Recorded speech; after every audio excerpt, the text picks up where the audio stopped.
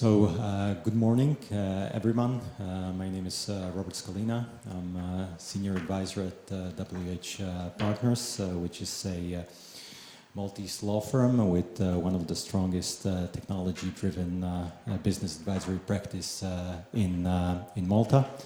Our team assists a full range of artificial technology-related matters and general advisory, from data protection and privacy, cybersecurity, and intellectual property. I have an honor today of moderating this panel called "The Use of Artificial Intelligence by Startups and SMEs," and we'll be covering and discussing. We cannot cover obviously the whole area of artificial intelligence, so we'll be covering some of the topics which I'll mention. It's use of machine learning in startups and corporations, use of artificial intelligence in fraud prevention, using automation and to optimize design and development processes in the companies and startups, and finally the influence of artificial intelligence on legal services and compliance. With that, before we start the discussion, I would like to introduce the leading experts in the field. I plan to start with Angela, but she's probably not here.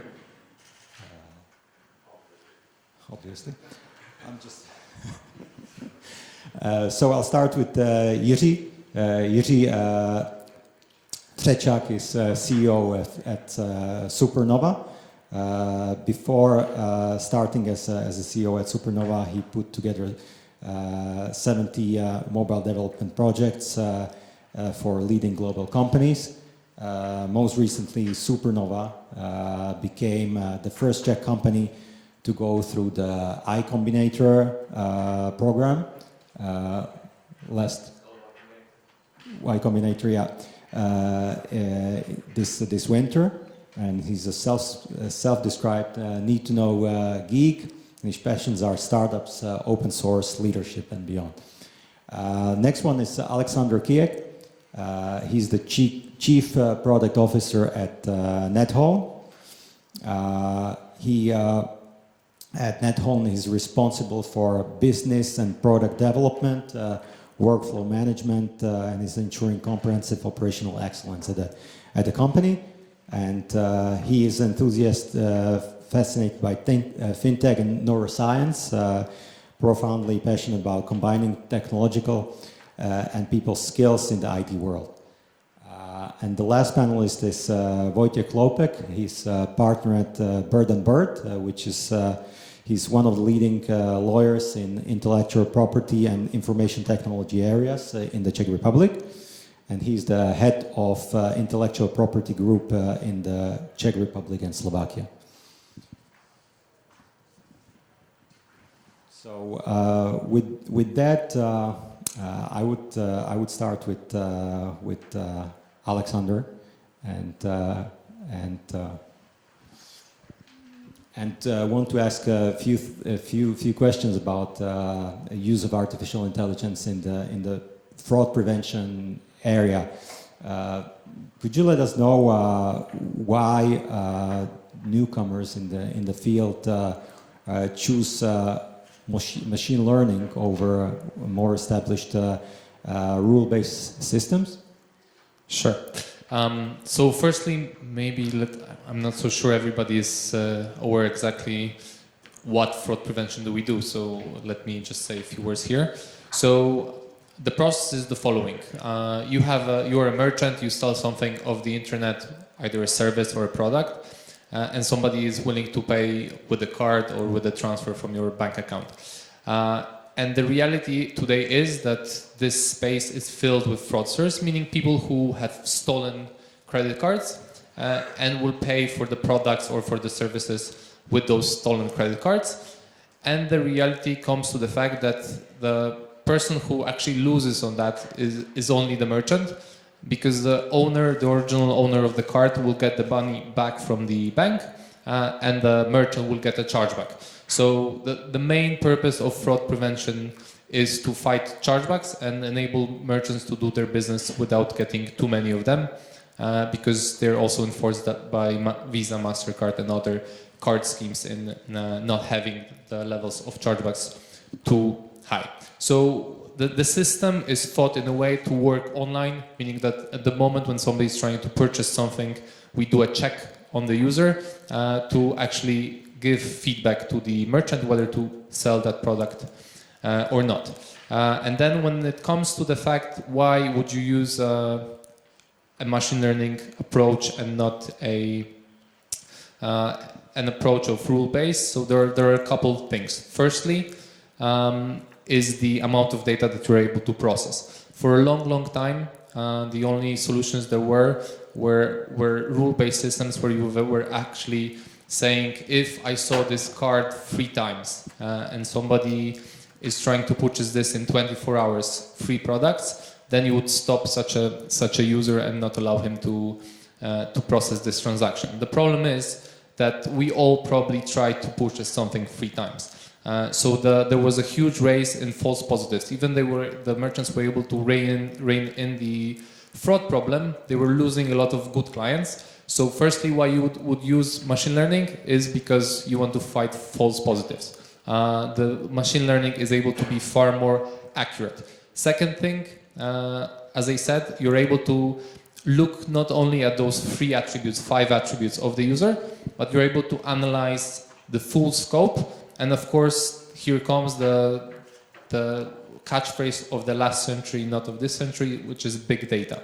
But that's also what machine learning allows, is that you don't not only process at high volumes to a lot of customers, but you're able to also look at the whole vector of data that comes about that user. So what he's buying, in what volume he's buying that, at what price, what system is he using, how is he moving the mouse or clicks the keyboard, and you're able to take into consideration all the data in order to give back the feedback. And the third one is actually the flexibility of machine learning. What we see with our clients is that in the past, when they were trying to open a new geography, they had to hire an expert from within that geography to understand how fraud works in that particular geography. With machine learning, you're able to retrain your model for that new geography, so you're far more flexible and you don't have such big costs when it comes to scaling outside of the business that you're making at that moment. Understood. So, have you seen in practice this actually translating into the financial benefits for the companies? I mean, in your experience, does it lead, to acceptance of more business that would otherwise be rejected for false positive? Right, of course. So everything I said is of course backed up by the numbers that we reach. We have clients where we have decreased their manual reviews. So part of this process, if you're selling a good which is valuable enough, it usually merits the fact that for part of your traffic or of the transactions, you will do a manual review. So you'll hire a whole team of people who will be looking at particular transactions and scoring them and deciding whether to accept such a transaction or not. As you can imagine, there's a huge cost behind that, because we are talking about the internet. People are trying to do purchases throughout the whole day, especially if you are more in one geography. So there were companies that hired 100 people working 24/7, of course, on shifts, checking those transactions. So with the use of machine learning, we were able to, for some clients, to decrease the manual review by 80% and increasing the auto acceptance rates for above 40%. So this is clear gain in money. And also, again, if you are coming into scaling up, then when you scale to a different geography, you don't need to again set up a new team in that geography. You can just rely on an automatic system that is able to do the scoring even better than human beings. And what we saw actually is maybe sometimes the detection of fraud is quite complex, but predicting the advice that the manual reviewee is doing is very easy. So the AUC on the models that are actually predicting what the malware review person is doing is very, very high. It's over 0.9 when it comes to predicting how the malware reviewer will decide on that particular case. Great, thank you. Now to a slightly different topic, different use of AI in the business for you, Jiří. How can artificial intelligence can be used to optimize design and development processes in the companies? What do you do in your business? How do you use artificial intelligence? So as it was said, I'm mostly the CEO, but today I'm really presenting as a developer. And when I think about my experience, I have been doing development for a long time. In fact, I have been doing development for 20 years and I'm now 29, so you can say it was most of my life, right? And if you do something for such a long time, you will basically reach a point where you have only two choices. First, you will change what you do because you get bored of it. However, you can also go to automation, right? You can make your life easier, and because developers are inherently very lazy people, you can actually find a lot of ways how to improve the process. However, developing a system that could improve design and development process is very complicated because you are entering a very complicated problem domain. And I would like to give you an example because probably not many people here know the artificial intelligence to detail. But you know a game of chess. Game of chess is basically a solved computational problem. It was solved 30 years ago, and you can basically your calculator would be able to defeat you in chess right now. However, there is another example of game that was thought to be basically impossible to be solved by computers, and that is a game of Go. Game of Go is a complicated Chinese game that has basically infinite amount of moves that you can do, and if you would do just one move on a computer and you would brute force that solution, it would take basically a lifetime of universe, I think, if I remember correctly, to do just one move. You probably don't have that much time over your coffee, so in that case you will turn to AI, because AI is really good at solving problems that are very complex and picking the right solution, or at least solution that is close to the right solution. In our business, in our field, and that is the automation of design and development, my company, what we are doing is that we take designs and convert them into a production code. Right? And that might sound easy on paper, but it's basically still one of many unsolved computational problems, because if you just think about your applications that you have on your mobile phones, they are vastly different, right? They each look different. Or if you go to any website, they are very different. They use very different systems, they use very different back-end and front-end systems. And so you need to account for all of that. And if you would be able to create, or if you would do an algorithm that is deterministic, that is basically a branching logic, you would never be able to capture all the scenarios because it's just impossible. With AI, you can simplify the problem by doing basically the same thing as the others are doing in fraud prevention or in image recognition, and have a set of input variables that then can produce the output results. So this is just the introduction to what AI can do. Now, if we think about how we can apply this to processes in startups and in companies, if you've been hiring, and probably most of you have been hiring developers and designers, you know how hard it is becoming to do such thing. It is said that for every 5 projects, there is only 1 developer currently, right? So basically, 4 projects will never come to fruition because we just don't have firepower to build those projects. And so you are looking into ways how to do automation on a large scale, and AI is basically the prime example how you can do that. Of course, there are other ways. You can help designers by extracting assets using deterministic algorithms and all of that, but there is still a lot of manual work involved. With the AI, and especially with the AI that is coming to market now, it is actually possible to automate much more, even up to like 80% of the work of designers and developers. Okay, great. With you, Vojtech, completely different area and completely different use of AI.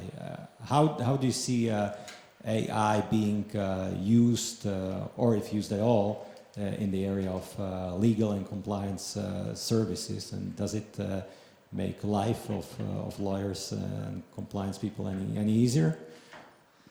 Thank you. Yes, so I'm the lawyer on the panel, so probably the boring guy, but hopefully not too much. And well, actually, I wanted to start with a slightly sort of provoking thought or information, because we lawyers, we love definitions, and it's very difficult to define what we think by AI and what is it that we talk about, because some might say that it's a buzzword today. It's really overhyped, and everything that is advanced technology, everything that's automated is AI. Some would take a much narrower sense and think, well, that's actually AI is something that can sort of intelligently make its own decisions. And why I'm raising this at the beginning, because the topic is startups and SMEs, and I recently saw a study made by MMC, which is a London-based venture capital fund, who researched around 2,000 startups around Europe that claim to be AI startups. It's a very interesting report, but what they found is that 40% of those AI startups don't have any AI at all. And those who have some, they don't usually develop it in-house. They actually buy it from third parties. So the result of the survey was that only about a third of the European AI startups actually have sort of in-house development. Why is that? Of course, it is you get better chances at funding if you're AI. That's basically the situation these days. But that's probably just a food for thought when we talk about AI in the field of startups and SMEs. But turning to the legal world, and I'm not going to speak today about the sort of legal aspects of AI, but rather about how AI is influencing or impacting my own business or my own area, because mind you, legal or law business is estimated to have a size of around $600-700 billion in the world, so it's quite a big industry. And we as lawyers always tend to think that we're kind of immune to disruption, but of course it's not true. We're going to disrupt it like any other industry. So if you now have in the world, and I hate to repeat it because it's been said many times, but when you have the biggest taxi company, Uber doesn't have any cars, the biggest accommodation company, Airbnb don't have any hotels. I think in the future you might have the biggest legal services providers who don't have any lawyers, and you might have dispute resolution, the leading dispute resolution forums in the world that will not have courts involved, and that's probably going to be a reality that will be brought in by AI. So of course today we're seeing a lot of young companies, startups, who come up with various solutions that are meant to make our lives easier and bring more efficiencies to the legal and compliance world. So of course for the world of compliance, you already mentioned fraud detection, or the prevention of fraud, KYC, AML. That's all sort of big topics.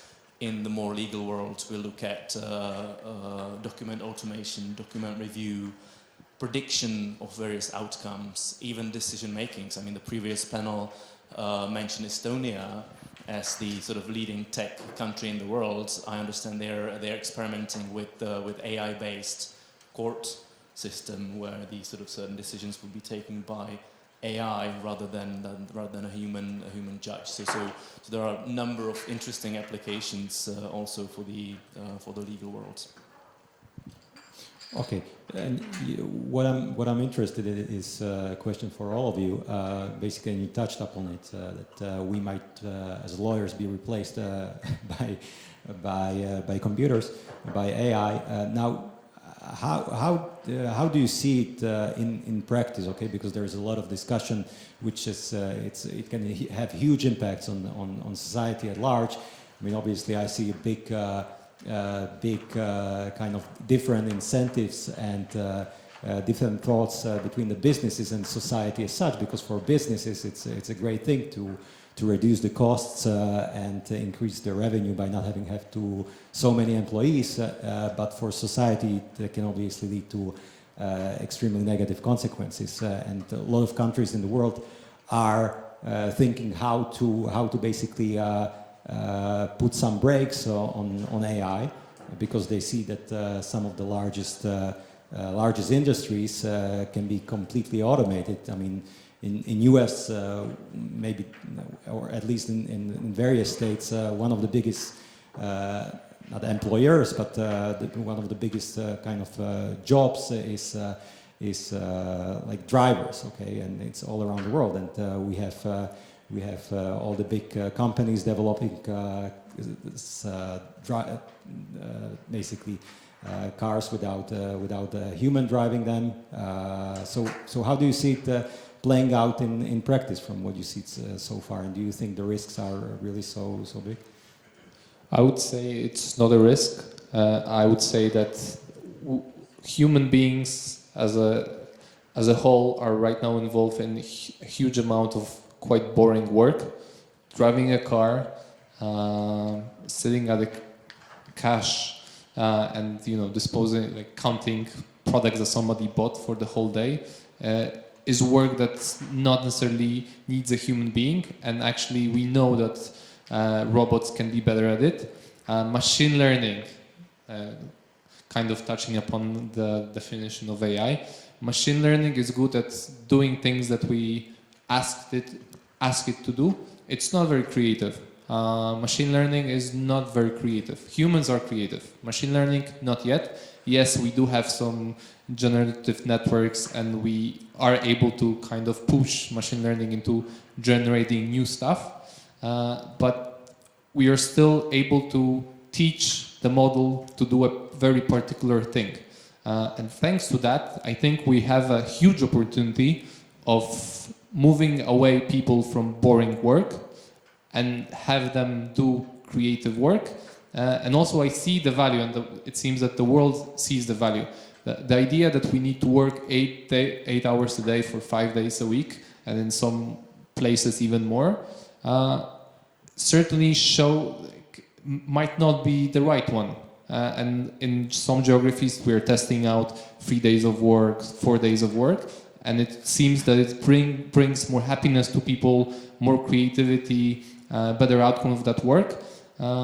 So maybe actually machine learning and the right use of automation is not a risk.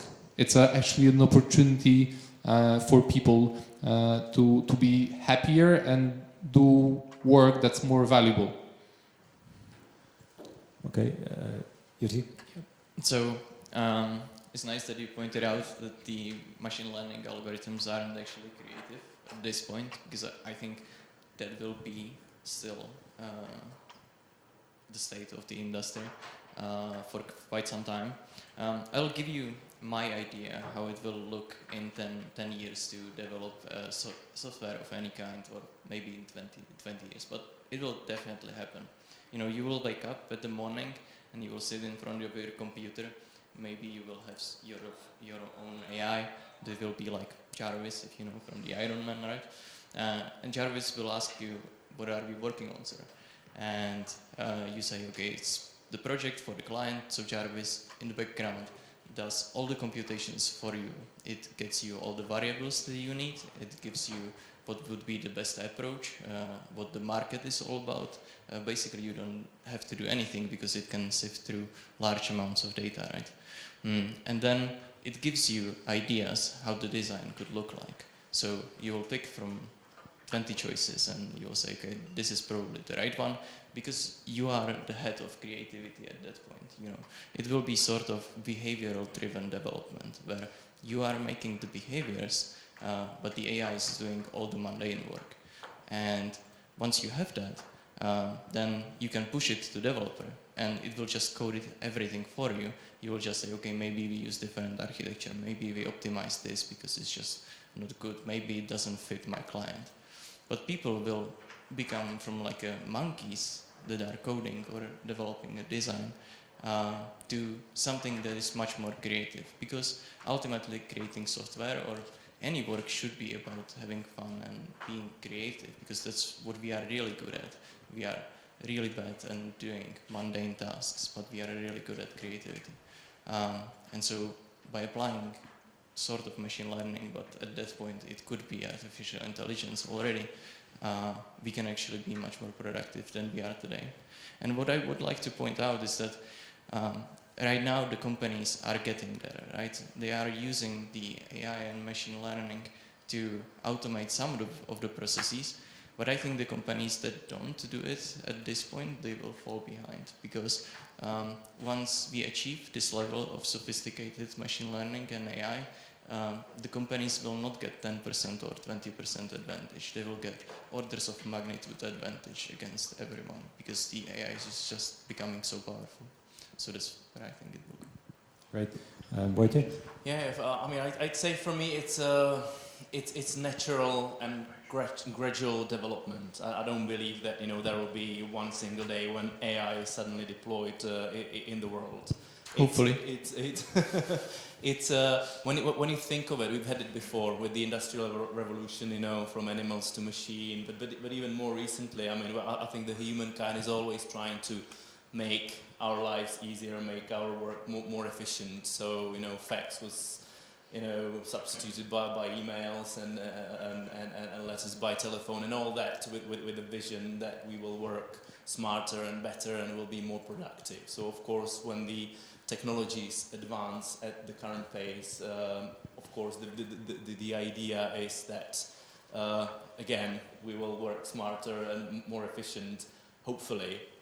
Of course, you know, what happened with email, for example, which makes me sort of wrinkle, is that it was all sort of, even that technology was meant to make our lives easier, when in the end we became enslaved by our, you know, iPhones and Blackberries, and in the end, humans, we actually work harder and more because, you know, we're just at work all the time. Yes. Because of Holidays were especially better without current technology, so I'm not sure if we'll become enslaved by AI, you know, in 10, 20, 30 years. Or not, but in ideal world, of course, there'll be a symbiosis of the technology that will, you know, help us, you know, go through the data, go sort of crunch the numbers, and humans sort of would adding the sort of the creativity, the life experience, etc., which presumably will still not be able to get substituted by computer. But it has its issues. I think there'll be there will have to be new job descriptions, new positions, you know, that will inevitably be created by this new environment, because there will be new risks posed by, you know, cybersecurity when you have two AIs, or there can be a good AI, bad AI. But also for the current professions. I mean, we mentioned drivers, but if I think again about my own industry, about the legal world, historically lawyers were trained by doing the mundane stuff. It made us better. You know, we had to draft simple documents, then, you know, more complicated documents. You had to go through the easy stuff, and then you become experienced. If all this, you know, learning can be substituted by AI, how are we going to arrive at experts who will still be sought after the clients, because, you know, everyone will want to have some experience. But how do you get there? That's my main sort of issue that I have with AI. How do we train the people to be experts when all the training can be substituted by AI? So that's, you know, there are issues that will need to be figured out, but I'm optimistic and I hope they will. So here I will just add that actually there is already a field in machine learning which uses machine learning to teach. So to answer your question, how do you reach the expert level from a human being? You can use machine learning to actually learn, because your teacher can be the one who does or understand those mundane tasks and teaches you towards the expertise that you actually need, because indeed you have to reach that level, and even if you want to be creative, you have to get the expertise, and maybe sometimes you have to start out as with mundane tasks. And I think there is also one other approach how we can become so we are not replaced, and that is you probably all know the company from Elon Musk, the Neuralink, and it's not just one foray into the AI, right? Or let's say merging of the technology with the humans. There are multiple companies doing very insane stuff, to be honest. That are basically trying to make the AI or the technology to be an extension of ourselves. There is this great talk with Elon Musk where he talks about our phone already being an extension of us. Like, we cannot imagine being without our phone, right? On a daily basis, you cannot run business without it. It's just impossible. And you can think about the phone as like this super Stone Age tool, how to communicate with the world, because it's still super slow, right? You just communicate with your thumbs. However, if we move this further, we can effectively achieve sort of unity with the technology, where we then don't use it as something that just works on its own, but like gives us superpowers, if you think about this. It's interesting that you mentioned Elon Musk. Actually, I know that we talk about AI. I don't know, just for the benefit of the audience, you might be interested that Elon Musk actually clashed with Jack Ma of Alibaba about 4 days ago in China. There is a World AI conference there, and they had very different views on on the future of AI. Whereas Elon Musk was, of course, more sort of pro-tech and gave a more sinister view about computers being very soon much better than the humans in many ways, whereas Jack Ma was more about was more probably down to earth, saying that that computers will never have the human heart, and that for him that will still be irreplaceable. So if you're interested in AI, there's of course the whole discussion is on YouTube, so you can can see how these guys actually clashed on the on AI and the future. Tie just those 2 points in. What's also interesting about that discussion is that Elon Musk is one of the tech guys who say where the AI, because AI by suppressing human beings can actually kill human beings, or make them so insignificant that they won't be needed in the world. And Jack Ma is kind of more loose with it, but then it's interesting because that means that the Neuralink project is kind of a way of fighting this fact that the AI can suppress human beings, because it will be part of human beings. So this is kind of also, that's very interesting about Elon Musk, and you can see that in many ways how he builds his businesses, where he goes into businesses. There's no coincidence in where he is building the space shuttles, building the sun cells for the housing, etc. It's all there, and the cars, self-driving cars, etc. And Neuralink is also part of this strategy of actually him having this idea or fright that the AI will surpass human beings, and then making it so that actually there's no surpassing. It will be just part of being human. But to tell you the truth, I did work for some time on brain-computer interfaces and actually plugging in biological tissue to a computer.